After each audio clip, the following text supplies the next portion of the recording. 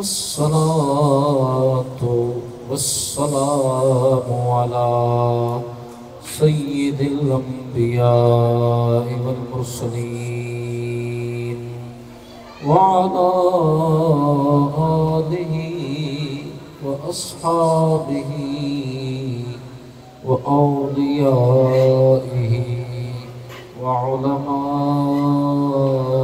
अहले सुन्नतिहि अजमाइन। अम्मा बादु फ़अऊज़ु बिल्लाहि मिनश शैतानिर रजीम। बिस्मिल्लाहिर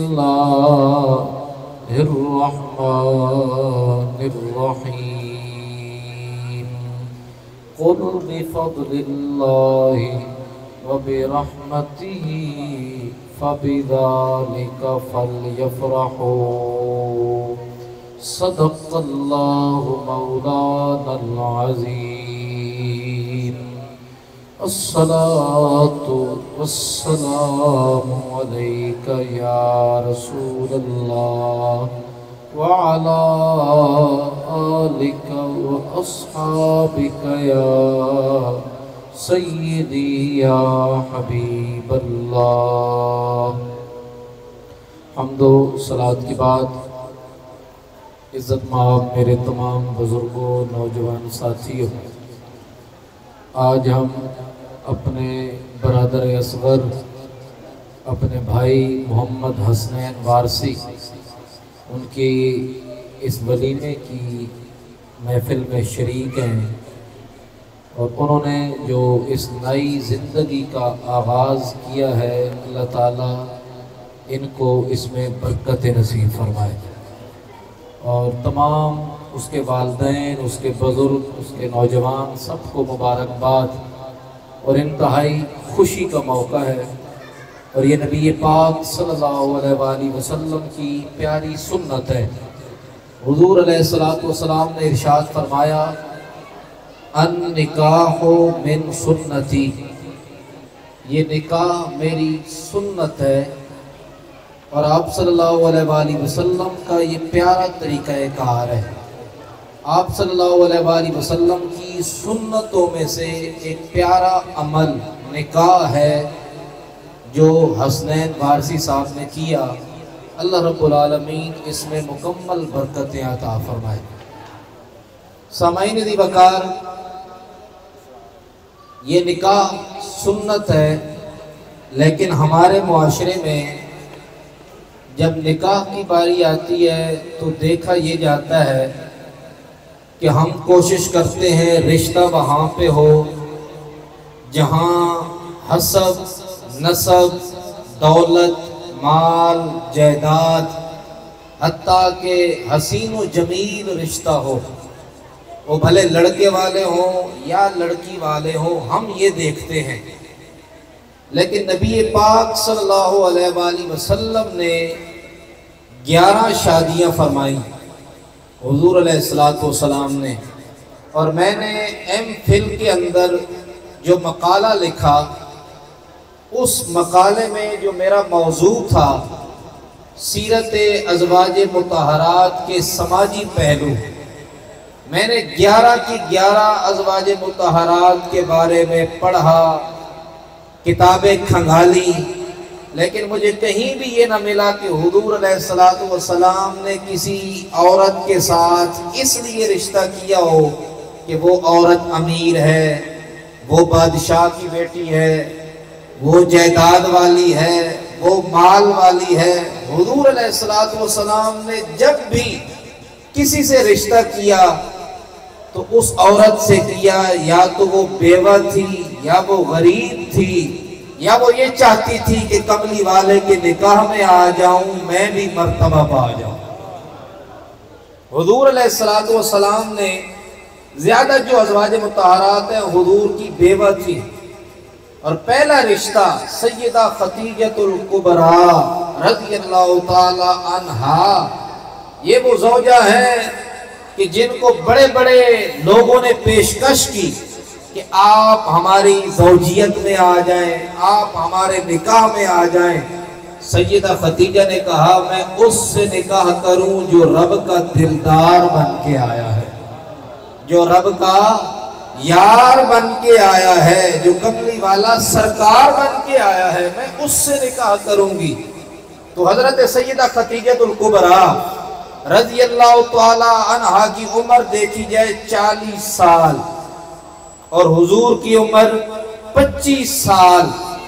तो पहला निकाह, पहली शादी, कोई मजबूरी नहीं, और दुनिया का हसीन तरीन शख्स, हुजूर से बढ़कर कौन खूबसूरत होगा, हुजूर से बढ़कर जो है वो अमीर तरीन प्यारा कौन होगा। साहबा कराम फरमाते हैं हुजूर जिस गली से गुजर जाते खुदा की कसम हम पहचान जाते कमली वाला गुजर गया है। इतना नाजुक तरीन और इतना प्यार। लोग कहते हैं गरीब, लोग कहते हैं हुजूर के पास कुछ नहीं था। हम कहते हैं आज भी 1450 साल बाद भी ये जितने लंगर चल रहे हैं, ये जितने लोग पल रहे हैं, इसके पीछे मोहम्मद अरबी खड़े हैं, इसके पीछे भी हुजूर खड़े हैं। बल्कि हुजूर तो वो हैं कि जिन्होंने बड़े बड़े गरीबों की बिगड़ी बनाई। हुजूर अलैहिस्सलातु वस्सलाम के एक सहाबी थे जिनका नाम था रबिया। क्या नाम था? रबिया। और वो हुजूर को वुजू करवाते, और वुजू करवाते तहज्जुद का। मैं ज्यादा टाइम नहीं लूंगा, बड़े बड़े मौलवी टाइम लेते हैं, मैं टाइम क्योंकि खाने और लोगों के दरमियान हाइल नहीं होना चाहिए, बल्कि हमारा फिक़्ह का मसला है अगर खाना तैयार हो और उधर से नमाज भी तैयार हो तो खाना पहले है, नमाज बाद में है। जब नमाज बाद में है तो फिर ये मेरा बयान भी बाद में हो सकता है। तो एक सहाबी रसूल थे हजरत रबिया, वो हुजूर को वुजू करवाते। एक दिन कमली वाले ने करम फरमाया, करम बालाए करम। हुजूर ने फरमाया रबिया शादी क्यों नहीं करते? अर्ज की हुजूर रंग काला है, रंग काला है। हुजूर ने फरमाया क्या हुआ, तेरे ऊपर राजी जो कमली वाला है, तेरे ऊपर राजी कमली वाला है, तो फिर क्या मसला है, शादी क्यों नहीं करते? अर्ज की हुजूर ना माल, ना जायदाद, ना कारोबार, ना हसब, ना नसब। हुजूर सारी जिंदगी हो गई आपकी खिदमत करते हुए। हुजूर अलैहिस्सलातु वस्सलाम ने फरमाया शादी कर लो। अब हजरत रबिया, ये वो रबिया हैं जिनको एक दफा हुजूर ने फरमाया ये वुजू करवाते, तो हुजूर अलैहिस्सलातु वस्सलाम ने एक दिन फरमाया रबिया मांग, रबिया सवाल कर। या रसूल अल्लाह क्या सवाल करूं? फरमाया जो कुछ मांगना है मांग, आज कमली वाला तुझे अता फरमाएगा, आज कमली वाला तुझे अता फरमाएगा। तो अब मेरे जैसा और आप जैसा होता तो कहता या रसूल अल्लाह कोई गाड़ी दे दीजिए, कोई बंगला दे दीजिए, कोई दुनिया का माल जायदाद। अर्ज की या रसूल अल्लाह करम फरमाइए, जन्नत में अपना पड़ोस अता फरमा दीजिए। जन्नत में पड़ोस, जन्नत नहीं मांगी, जन्नत में पड़ोस मांगा।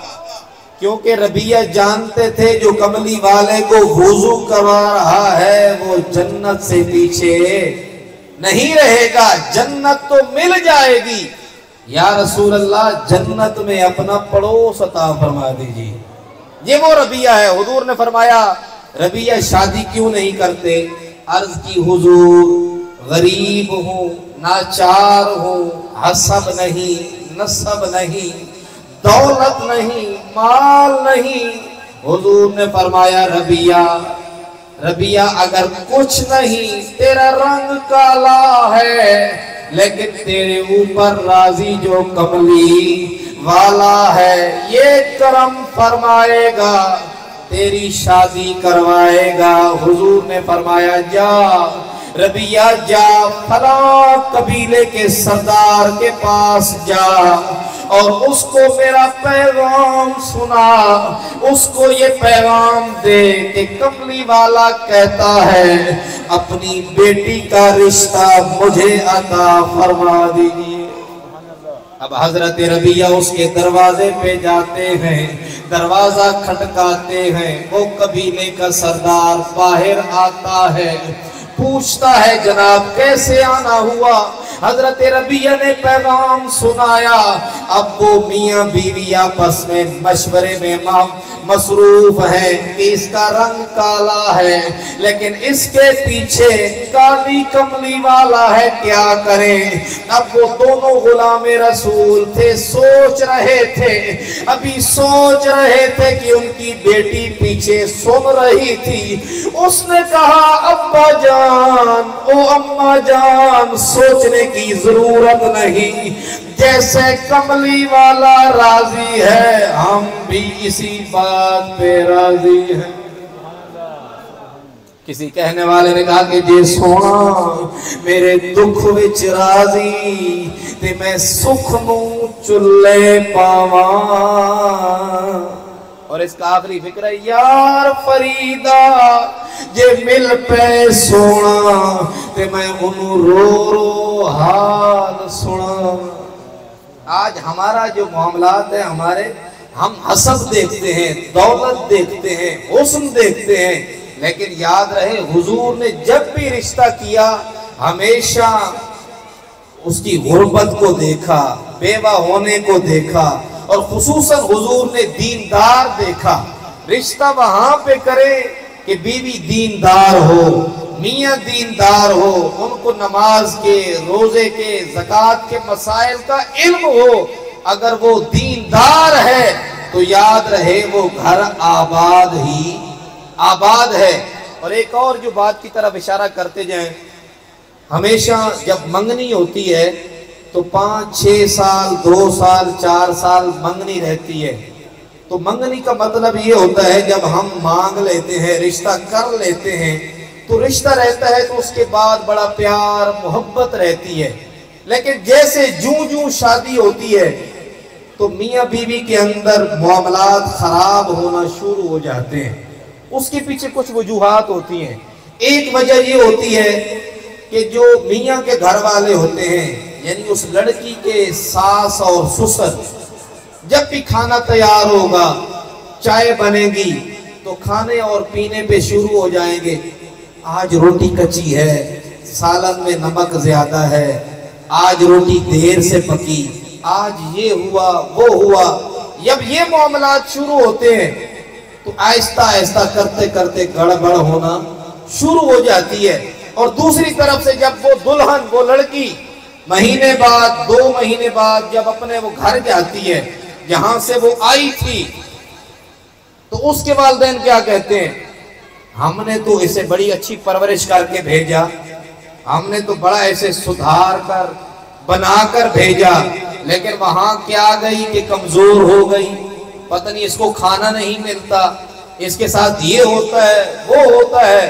खुदारा घर को आबाद करने की कोशिश करें, घर को आबाद करने की कोशिश करें। हुजूर अलैहिस्सलातु वस्सलाम ने इरशाद फरमाया, जो आदमी मियाँ बीवी को आपस में लड़ाता है, उनके साथ नफरतें डालता है, हुजूर ने फरमाया उनसे बड़ा लानती कोई नहीं, उनसे बड़ा लानती कोई नहीं। हमेशा प्यार डालने की कोशिश करें। आज तलाक की शरह बढ़ती जा रही है।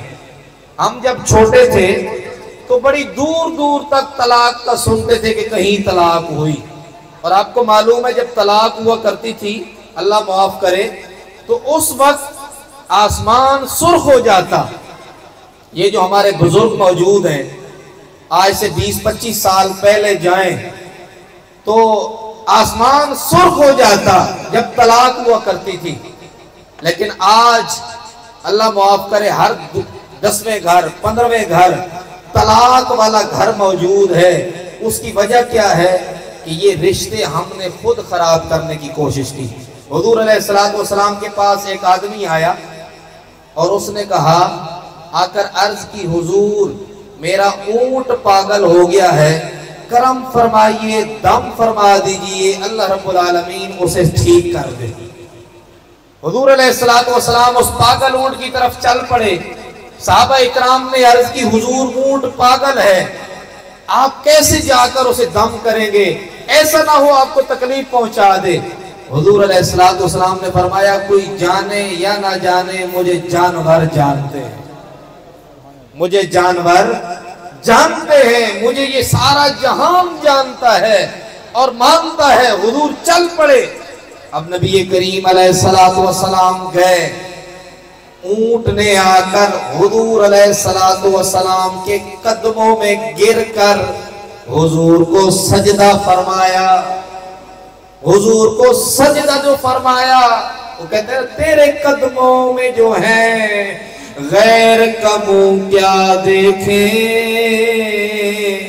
कौन नजरों पे चढ़े देख के तलवा तेरा, और तेरे टुकड़ों पे पले गैर की ठोकर पे न डाल, झिड़कियां खाए कहां छोड़ के सदका तेरा। अब ऊंट जो सजदे में गिरा, सहाबाए कराम ने जब ये मुआमला देखा, अर्ज की हुजूर करम फरमाए, हमें इजाजत अता फरमाए, हमें भी इजाजत दे, हम भी आपको सजदा करें। हुजूर ने फरमाया, रब के अलावा सजदा किसी को जायज नहीं। हाँ, अगर किसी को जायज होता, रब के अलावा अगर सजदा किसी को जायज होता, तो मैं बीवी को कहता अपने शोहर को सजदा करे। अगर रब के अलावा किसी को सजदा जायज होता, तो मैं बीवी को कहता कि वो अपने शोहर को सजदा करे। ये मुकाम है, ये मर्तबा है।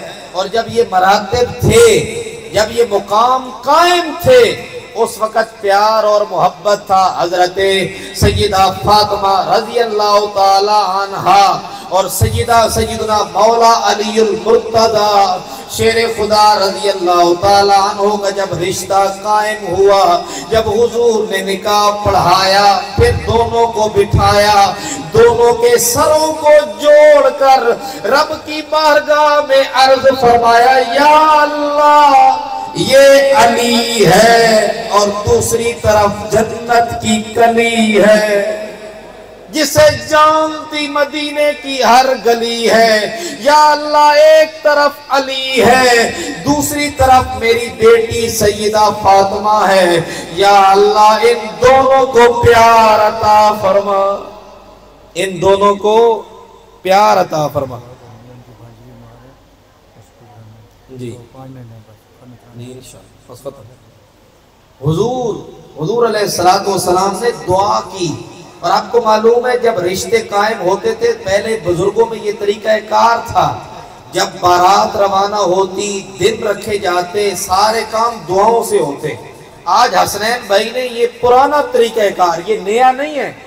ये महफिल मिलाद सजाना, ये जिक्र खुदा और जिक्र रसूल फरमाना, ये कोई नया काम नहीं, बल्कि ये अच्छा काम है। और इस अच्छे काम की इब्तिदा अच्छे अमल से होगी, तब आबादियां होंगी।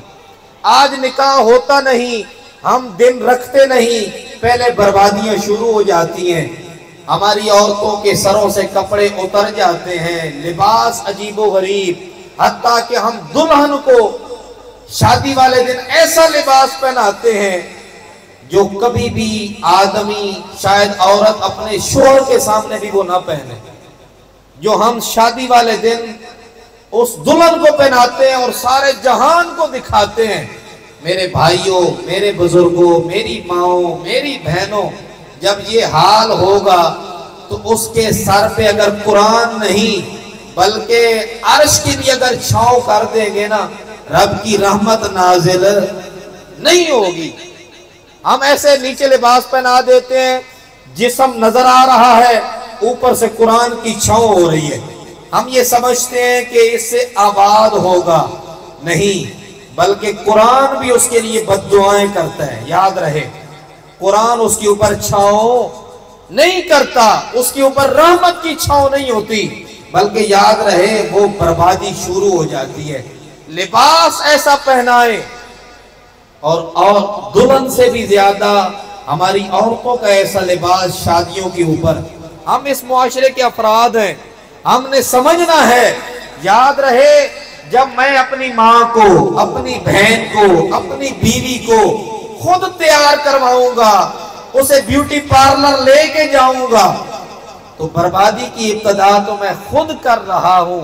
हुजूर अलैहिस्सलातु वस्सलाम ने जब अपनी बेटी की शादी की तो दुआ की, या अल्लाह अली और फातिमा को आबाद फरमा, अली और फातिमा को आबाद फरमा। जब ये दुआएं हुई तो अल्लाह ताला ने बेटे भी कोई और नहीं अता किए, बल्कि जन्नत के सरदार अता फरमाए, जन्नत के सरदार अता फरमाए, जिन्होंने करबला के अंदर अपनी गर्दनें कटा दी, अपना घर जो है वो कुंबा खत्म करवा दिया, लेकिन पीछे नहीं हटे, इस्लाम का झंडा लहरा दिया। अल्लाह रब्बुल आलमीन हमें सैयदा आयशा सिद्दीका रज़ियल्लाहु ताला अन्हा और नबी करीम अलैहिस्सलातु वस्सलाम जैसी मोहब्बत नसीब फरमाए।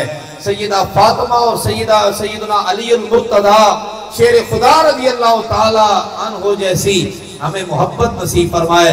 और मोहतरम मोहम्मद हसनैन वारसी साहब और इनकी ज़ौजा को अल्लाह ताला प्यार और मोहब्बत नसीब फरमाए। इनके वालिदैन को अल्लाह ताला लंबी उम्र अता फरमाए। इन घरों को अल्लाह ताला आबाद व शाद करे। जितने हम यहाँ मौजूद हैं, अल्लाह ताला हमें हुजूर अलैहिस्सलातु वस्सलाम की सुन्नत पर अमल पैरा होने की तौफीक अता फरमाए। टाइम कम था, हाज़िरी भी कम ही लगाई, जितनी हाज़िरी हुई अल्लाह ताला इसको कबूल फरमाए। वमा अलैया इल्लल बलागुल मुबीन।